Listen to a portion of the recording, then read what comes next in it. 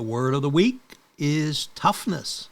Welcome to Kenneth O'Neal's Word of the Week. Each week, Kenneth will discuss a word which describes a principle or value of the qualities of success. Use the word of the week in your thoughts, deeds, and actions. You can replace a good habit with a bad habit. You can use it as an action step. Kenneth O'Neal will bring you a word of the week each week, and it will help you to improve your life, your relationships, your professional career, and your overall well-being. I know you'll enjoy Word of the Week with Kenneth O'Neal. Kenneth O'Neal is a certified Zig Ziglar trainer and the head of O'Neal Consulting in Kerrville, Texas. And now Kenneth O'Neal on this week's word, toughness. We are here for a purpose. Yes, and that purpose is? The word for the week. Okay. And the word this week, and we always suggest, write it down, use it in your deeds, what you're doing, and use it in your thought and your words that you speak. And the word this week, that's very good, is toughness. Toughness. In what sense? Okay, Shoe leather, or?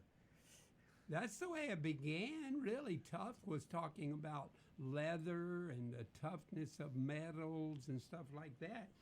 And it actually is the quality of being strong, being resilient, and able to withstand hardship, adversity, or pressure without breaking. Okay? Yes, sir. All right. Now, what we really want to talk about, though, is not being, because tough has kind of got a negative connotation to it a little bit. Okay, he's a tough guy and beats up his best friends and stuff like that. But we want to talk about mental toughness.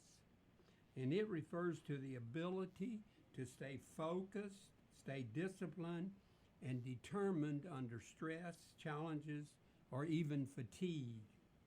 And so mastering your mind is central to your performance, where you focus on mental preparation, self-mastery, and control. Now that means control over what you can control. And it originates, the word tough, from the Old English meaning, like you were talking about, difficult to break, durability of an object, that's tough leather.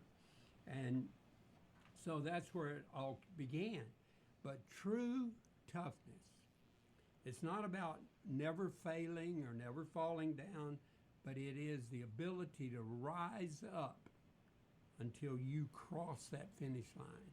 And when I bring up the finish line, there is a great story here of actually talking about it.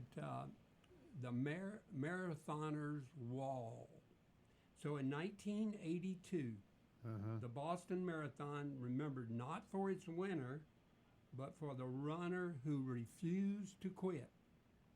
Julie Moss, a college student, she was competing in the Ironman Triathlon in Hawaii, I think. And she was leading the race. There was only 1 mile to go. Her body failed her. Dehydrated, she was exhausted. She collapsed, fell down multiple times on the pavement. Spectators urged her to stop. Medical people stopped. They were prepared to carry her off the course. But Julie crawled. Literally, she was on her hands and knees toward the finish line. She was passed by many, many people, and she finished second. Her toughness inspired millions of people. And a lot of people were on TV watching it. 1982. I don't actually remember it, but I found it. So now, So what are the positive aspects of it, and where do we look on toughness today? What does it mean to us in our modern age? So it's all about resilience. And you know, I talk about, you know, you got gumption, you got your grit, and you got your guts. All right. So the grit is the part of long-term goals and your resilience, and it is the ability to recover quickly when you have a setback. All right. And then I talked about it earlier, the focus under pressure maintains clarity. Then you have to be consistent. I mean, your attitude of being tough and really focusing, it's got to be consistent. And Zig Ziglar talked about being consistent and persevering. Leadership is when you have tough mental toughness in your leadership, you inspire other people by modeling everything we're talking about. Modeling your gumption, which is your initiative, the choice, the decisions you make. So let's just kind of look through the history of this real quickly. In the 19th century, toughness was tied to physical endurance. Like we talked about the soldiers at that time, okay, the soldiers then.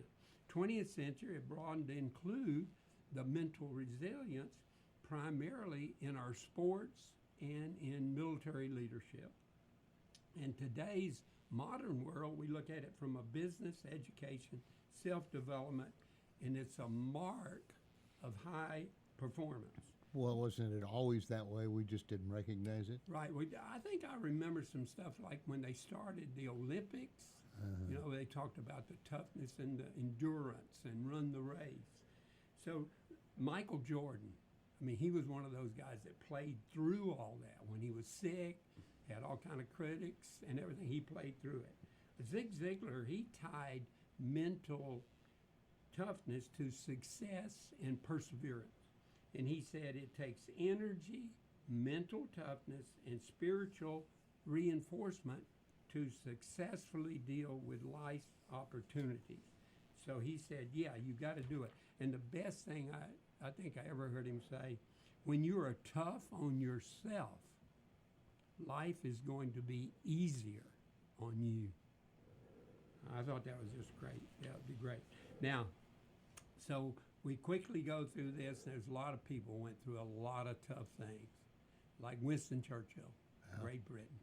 But think about Jackie Robinson in the late 1940s when he broke the barrier, and in baseball did just a wonderful job.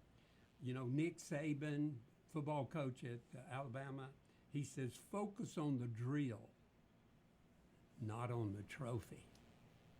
I mean, it's that journey, it's that process that you go through. And so you got to define what your inner why is. So why do you do what you do? Thomas Jefferson said, your attitude is the deciding factor. And you know, Abraham Lincoln said, you're going to be about as happy as you make up your mind to be. So this whole idea of being tough really came home to me in the last 5 months. So I have a very, very special friend who I care deeply for. She went on the Camino de Santiago 500-mile walk. Okay, now, physical toughness. Physical. The daily distance. I think it's tied to both mental and physical. Yeah, no, it's really mental, physical, emotional, and spiritual. It's have, all of it. You have to have the Yeah, you got to have will. it. So the daily, 500 miles over 32 days is approximately 15 to 17 miles a day. Do you realize that's a half of a marathon every day? And you got the days, some days are hot, some are raining. You got all of that. So the physical part. Now let's look at the mental. How does it impact you? Okay, so the repetition every day doing the same thing, getting very fatigued, facing the same task day after day after day, motivation begins to say, why am I doing this? Loneliness, monotony, the tolerance of the pain going through every day, emotionally, and this is probably one of the biggest, the emotional and spiritual. The Camino is often called a walking meditation. You cannot avoid your own thoughts. So as you go, you're thinking, your memories, your unresolved emotions. Many pilgrims describe breakdowns on there, but the breakdowns are followed by breakthroughs. Let go. You detach from comfort, possessions, daily convenience, and you live with what's on your back, which creates humility. And then your faith and your purpose. Even if you're not religious, walking the Camino demands tapping into something that is bigger than you. Something bigger. And then the last thing here. And we always talk about going from a transaction life, going through the motions, going through the ruts. We want to come to transformation, the transformational toughness. It is not only about finishing the 500 miles, it's the toughness to make a change. Make a change. You come face to face with your limits, but you do the tough thing and you surpass your limits. You learn persistence, step by step, mile by mile, day by day, and you emerge stronger, not only in your body, but in your character. Oh, sure. I mean, being tough, and we need to be tough because we run into things. We have a lot of adversity in life, and it's modeling your courage and inspiring perseverance while still being a human being and being compassionate for other people. I mean, the word tough, I just don't think that the word tough has any, if you look at it properly, it doesn't have any negativity. It can't be. Standing up for what you believe in, pulling deep down in your soul, and coming face to face with who you really are and what do you really want to do. What do you want to do? And that's why we talk about focused life and an intentional plan to create legacy.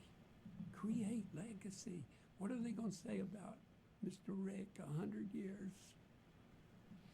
I don't know. I won't be around. You won't be around, but I can tell you they're going to still be talking about it.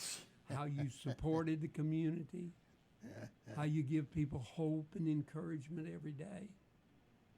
But yet you stand up and you be tough. You say, can I hold you accountable for your goals? You said you were going to do this. True. Can you do it? I mean, that's you.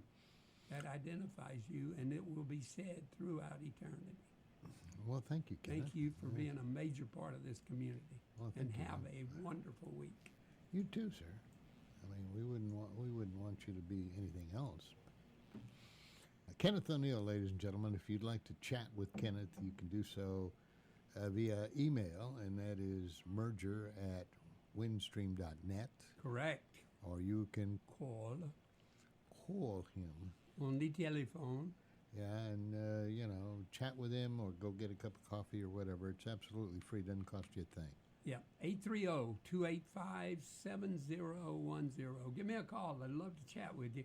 And I'm going to tell you, yesterday, going through the hills, stopped a couple of times and met three brand new people I didn't know yesterday morning.